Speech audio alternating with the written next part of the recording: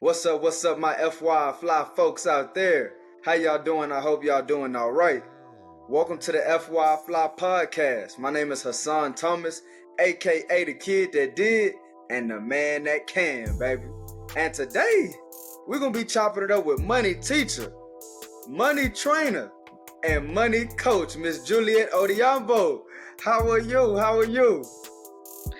I'm great. I'm so great. I'm so excited to be here and I'm excited for what we're going to be talking about. Oh, yes, ma'am. Yes, ma'am. Me and Julia had a chance to meet at FinCon, and your energy and, just your aura. I was like, yeah, I got to get her on this FY Fly podcast because what we really like to do, we like to skip the fluff and get right into the good stuff. How that sound? It sounds fantastic. I love getting rid of the fluff. I love to get into the meat of things. Yes, ma'am. Yes, ma'am. So the first thing I want to know, looking back, were you always good with money, or was there like a point in your life where you were like, okay, now it's time to get right? As I grew up, went to uni and started my first job. Something along the way just kind of disappeared. So I made some mistakes that in hindsight, I wish I hadn't done. And so it was when maybe probably 3 years into my first job that I started to shift things and start looking at my finances a bit differently and budget more consistently and be more conscious about what my money is doing, where it's going. What were some of those specific mistakes that you made when you went to college, when you went to university? What were some of those mistakes that you made? Well, I think as far as making money, I think that's what I would say is my biggest mistake. Like I didn't take advantage of opportunities to make money when I was in college. I didn't like do part-time jobs, and there were opportunities. I didn't do any business at that point. In my Were you opinion, partying too much? What you doing? I was studying too much. Okay, yeah. Let's leave it at that. No, I'm playing. Oh yeah. Well, I wasn't. I haven't really been a party animal of any kind, for that matter. But I do feel like I missed out on opportunities to start making money early.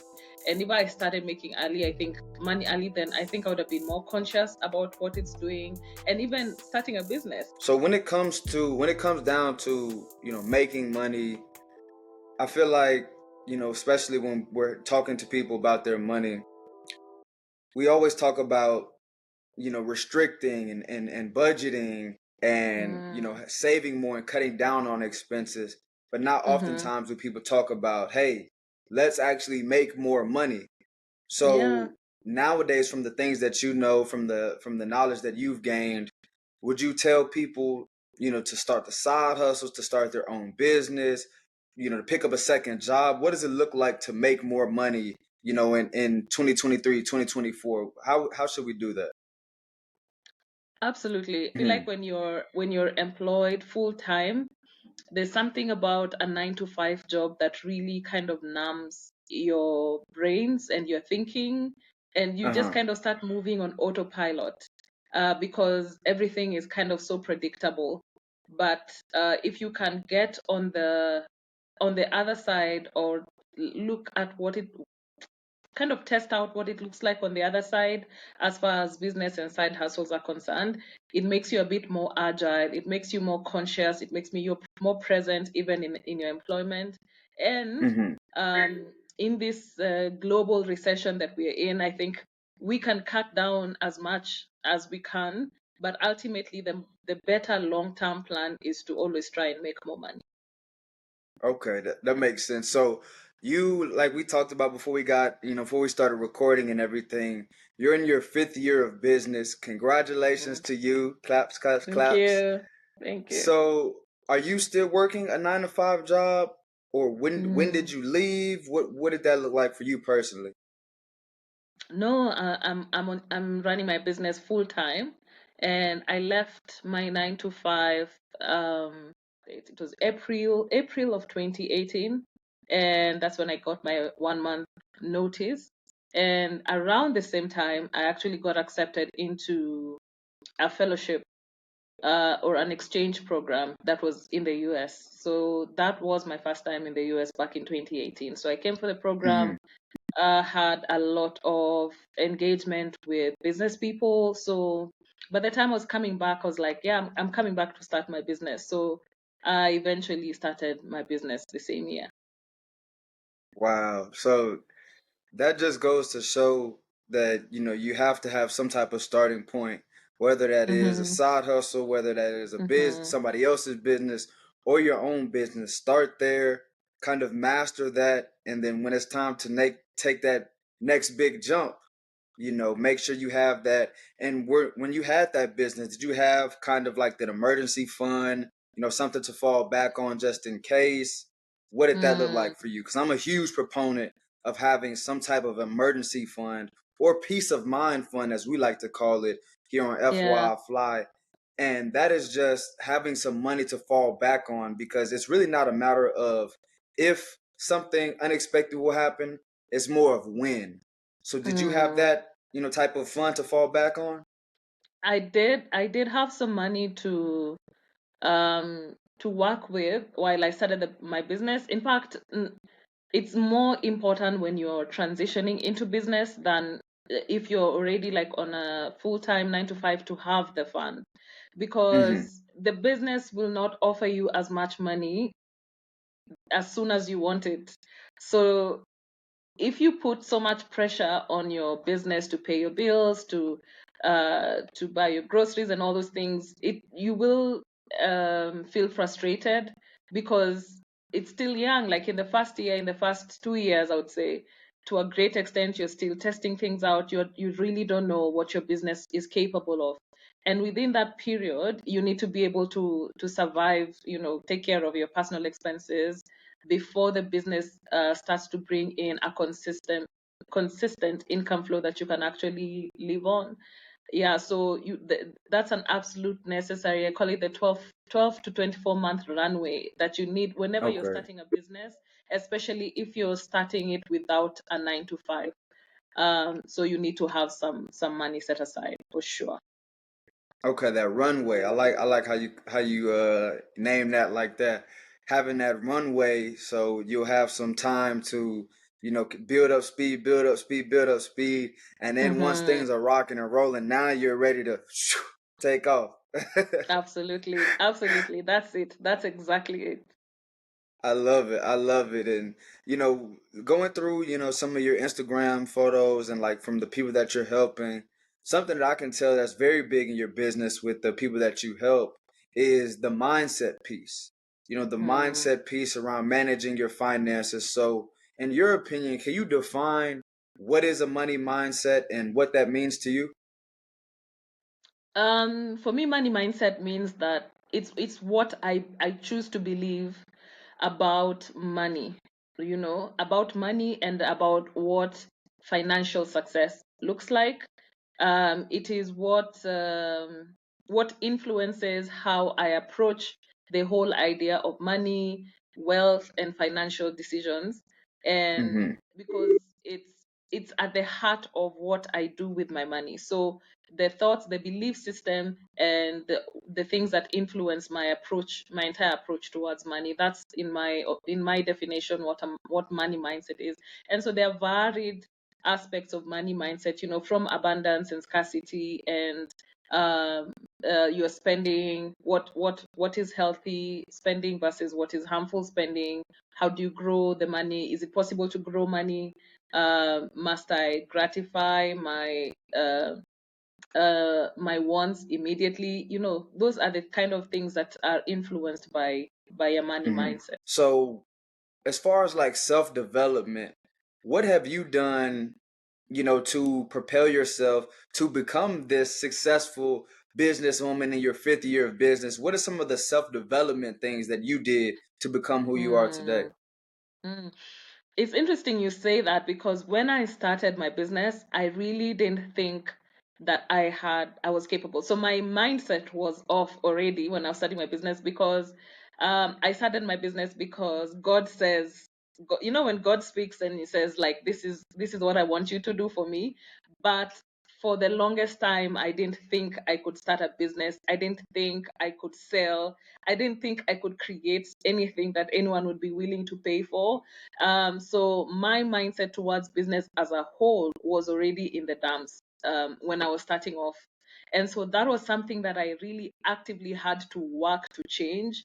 And unfortunately, I was doing it while I was running the business at the same time. So Mm, doing things like going for the exchange program that I mentioned earlier, because it was a business and entrepreneurship kind of program. So that brought me it increased my network to be more around people who are running businesses and operating businesses and those who are employed. So that just in terms of the environment really helped me. But even after that, now it was a question of what was I watching, just like you said, what am I watching, what am I listening to, what am I reading? And that's around the same time I was listening to a lot of the FinCon podcast, because I got needed you. some information about how to effectively start and run a coaching business or a personal finance business. And a lot of the stories there really helped to shape what I presented to people who talked to me. And so I have also done a lot of courses because I realized I had to learn how to sell on social media and even how to sell on Instagram. So for sure, I've had to go through some selling classes, learning how to sell, learning how to do digital market. A lot of my development has been around how to effectively run my business. To me, it sounds like what you did, you got out of your comfort zone. You took the exchange trip. You Hmm. took, some of the classes. I'm sure originally you weren't as comfortable selling and using Instagram as a business Ooh, promotion tool. So it sounds not like at to all. me, you it sounds like to me that you took the time to get uncomfortable to allow yourself to grow. And I feel like that's where sports and business really coincide, because when Hmm. or sports, fitness and business. Because in sports, in fitness and business, whenever you want to grow, you're going to have to up your weight. You're going to have to, do something uncomfortable to get you to that next level. So that's kind of what, Absolutely, that's kind of the correlation that I took from there. And, for sure. like we mentioned, you're helping a lot of people with their finances, with their money. But I want to kind of focus and double down on the emotional, the mindset piece that we talked about. And so, Yeah. like, what mindset shift can we kind of, focus on to take away some of that, oh, I have to keep up with them or I have to do that? What is the solution to that specific point that you mentioned? Mm. Yeah, that's such a great question, because I work a lot to help my clients figure out what exactly do they want money to do for them. Because in the kind of world, the digital world that we're living in, we are getting a lot more exposure to people's lives than we people had before. So you see what people are doing and you want to be able to do the same. But do you actually want to do it, or do you want to do it because you saw other people doing it? So just trying to get people to figure out what exactly do I want, what's important to me, what do I value, what do I want to give priority to, and then using that to write your financial goals or to set the financial goals and vision for yourself. Because then the voices are not external, they're internal. And once you are confident about your own decisions and what you want, how you want money to serve you and work for you, then the external voices become less and less what powerful and influential to you. So I think that's a very big solution to that social pressure. Figuring out yourself, figuring out who you are, what you want money to do for you, and what you want your life to look like, and then shaping your financial goals around that, and not based on external voices, whether they are social media or our relatives or our parents or our cousins or whoever has a loud enough voice to influence you needs to be shut out so that you can figure out for yourself what exactly you want money to do for you. I thought you was about to get ruthless on him. Needs to shut up. I thought you was about to take it there on him. I'm not that kind of Say, let him have it, Juliet. Let him have it. Oh man. It's hilarious. I agree with you 100% though, Juliet. The fact that we're completely aligned in you have to shape your decisions based on your goals and your priorities. Hmm. So, and Hmm. I've always said that you can tell somebody's priorities based on the money that they spend and Hmm. also the time that they spend.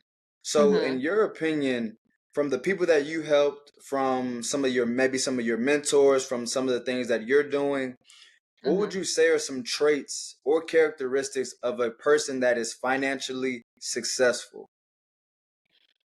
Oof, that's a that's a hard one because then we have to first define financial success. Okay. And that's different from person to person. Like what's the definition of financial success? Because I keep telling people, or rather when I work with a client and so one of the first questions I often ask is, so what do you want? Like what financial goals do you have? And then somebody says something like, oh, Juliet, I just want to be rich, you know I just want to be rich. And then I'm like, I can't help you get rich, because first we need to figure out what rich means for you. We need to define your your we need to get your definition of rich, then I can help you get there. So having just being able to set your own definition of financial success, for me, that's the first trait, so that you are confident about the vision that you have for yourself and the vision that you have for your money. That's for me already a tick, because you need to know where you're going. You need to know what success looks like for you, right? So that would be the first trait that I would want. I think somebody who is financially successful should have, and not just what it looks like, but also what it takes in terms of the numbers. So that would be Gotcha. the second thing. You have clarity about what exactly you want to achieve and how much money it takes to achieve that thing, so that we can be extremely practical. Nah, I love that. Yeah, that really helped me, and I'm sure that's helping a lot of people as well. Mhm. And we can't have you on FY Fly and not ask you our famous final question. So I'm gonna say two quotes, and I need you to let me know which one is more accurate in your opinion. Mhm. All right? Mhm. Mhm. All right. So the first one is more money, more problems. Shout out to Biggie Smalls. And the second one is money can't buy happiness. Which one do you agree with most?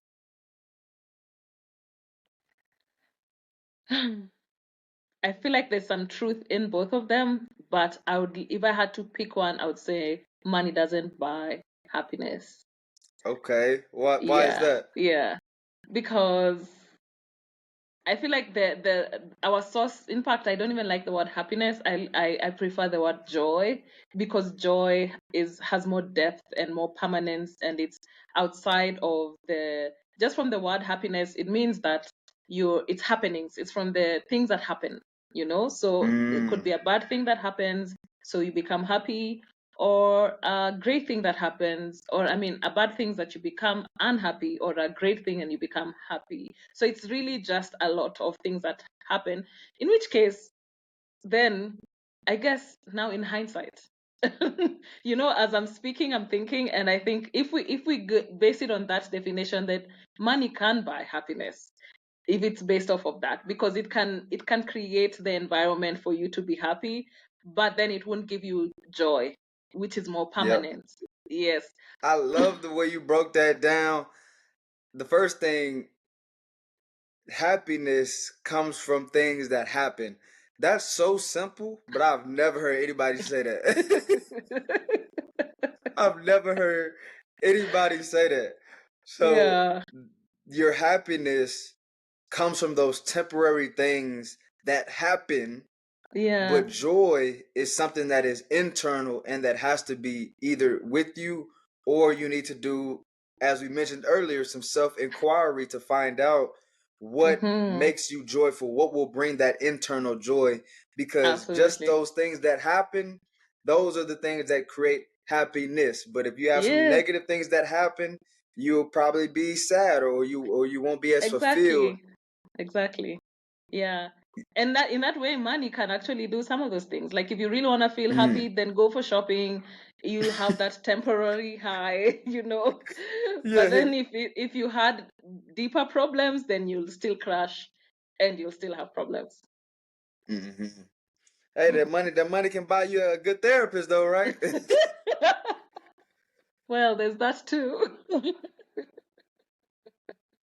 Oh man, Wow. I love it. I love it, Juliet. Thank you so much Yeah. for joining FY Fly the podcast. If you have any final words, any final takeaways, go ahead and also let them Hmm. know where to reach you. Oh, okay, great. It's been such a pleasure being a guest here. I think my biggest takeaway for anyone listening would be don't be afraid to look at your money. Don't be afraid to talk to your money. Don't be afraid to plan your money because it's such a uh, money responds to actions. Money responds to words and it responds to mindset. And so, if you're conscious about all these three things, then in the long term, you'll find that money works for you. And one of the things that I always get statements I get from my clients is that I just want to learn how to make money work for me. And there are different aspects to this. It's your actions, it's your behavior, it's your mindset, it's how you think, and it's how you engage with it that will allow you to see the fullness of what money can offer you. And if you think about your life and your finances and your financial goals in that way, then money can really be a great add on to life. Yeah. If you want to reach me, you can reach me on Instagram. I'm very active on Instagram at Juliet Odhiambo. And you can also email me at pesasavvy@gmail.com. I'd love to hear your thoughts about today's conversation and generally anything about money. I love talking about money. So if you have good if you have a good story, if you have good vibes, just let me know, get in touch, and I'd love to talk. Yes, ma'am. Yes, ma'am. Again, thank you so much for this. This was great. I know we helped a lot of people here today. And for everybody listening, take some of those gems that we talked about. And if you can apply one or two of those gems today, I Mm, promise you there will be large impacts over time. mm. So, again, thank you so much. All my listeners, stay safe, stay invested, and stay FY fly. We'll see y'all next week.